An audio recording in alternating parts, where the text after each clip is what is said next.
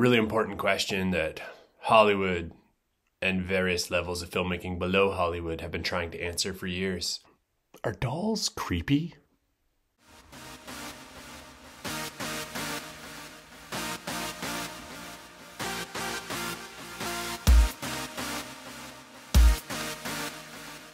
Look at him.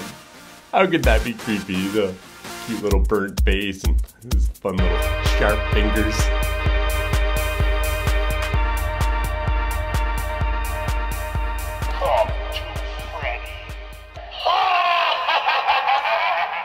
He's a cutie. So M3GAN is the latest in a long line of killer creepy doll movies that have been out there, as mentioned in the opening. And let's just start with the story here. So essentially, you have a young girl, loses her parents, ends up moving in with her aunt, or aunt, however you want to say it is cool. Her aunt is a maker of really high-end complex toys. There's a pretty funny commercial at the beginning of this movie. Also, just a complete note before I forget to mention it, there's this weird like loading circle thing during the title sequence. I actually really appreciated it. Just thought it was a nice touch. And she's working on this advanced prototype for a very human-like interactive doll that she sees as something that kids can learn from and connect to. And as the movie goes along, that doll is introduced to kind of be a friend and support system and to assist with her new role as a guardian and primary caregiver to this child that's been brought into her life after the death of her sister. Things understandably go a little awry as the movie goes along, and maybe this doll has some stuff going on that might not make it the perfect toy for a small child and or safe to be around in general. This movie was a pretty big hit. Budget around 12 million, made 175 million worldwide, so M3GAN 2 is coming. It's also very frustrating looking up this movie because you have to put the 3 in it. It has to be M3GAN. Anybody know why there was a 3? I don't know. Somebody was just like, nobody's gonna go see a movie called M3GAN. M3GAN's all over the place. It's a boring name. Just kidding, there's a lot of great M3GANs out there. Maybe one watching this. But if we put a 3 in it, it'll look cool. I don't know. I could have been missing it. I was trying to pay attention during the movie. There's a part where she explains what the M3GAN means. There's an old movie called Daryl that had another meaning as well. One minute here. Now that I'm thinking about it, there's some similarities between this and Daryl. Daryl was this high-end android developed, I think, by the military, if I remember. Anyway, let's just see what Daryl stood for. Data Analyzing Robot Youth Life Form was Daryl, D.A.R.Y.L. By the way, if you're looking that movie up, you also have to type the dots. Model 3 Generative Android. Acronym aside, great performances in this movie, top to bottom. I feel like I'm getting spoiled a little bit in the last few months with child acting in some of these films. Is awesome in this. There's some genuinely affecting emotional scenes. Humor, acting, like I said, top to bottom. Even the small roles are great. Her boss, oh my, just knocks it out of the park in this movie. Great line deliveries. The script deserves real credit here. It's way more clever than you expect it to be. It has a lot of fun being aware of itself. It knows that you know what you're watching, and it kind of subverts that a bit. Directing is spot on. I don't know too much about this director. Apparently this is a huge jump up for him because the only thing on his resume I even recognize is something called Housebound, and that movie was not great. Big ups to this director jumping into a completely new level of film.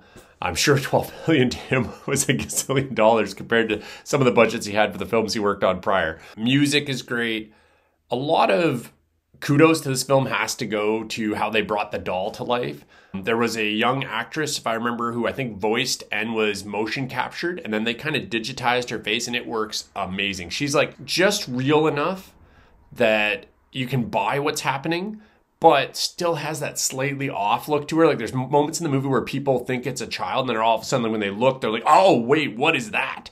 I think you're gonna have a blast with this film. If you just love thrillers, fun, kind of PG-13 horror, PG-ish. I will say, and I hope they do it for the sequel. I mean, they probably won't, because obviously I think this is Blumhouse trying to have a more family accessible horror line, if you will.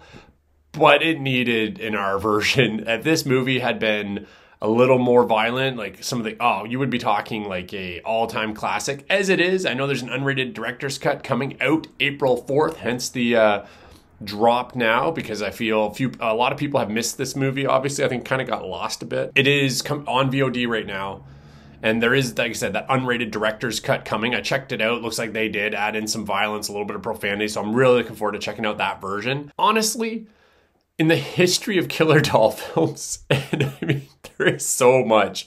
There's everything from a movie called Pin to Dolly Dearest, Ventriloquist Dummies. I mean, there's a bunch of those. And obviously, the most infamous, Chucky, who has been going strong for darn near 40 years.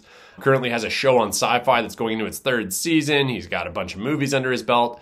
One very, very horrible CGI staircase walk.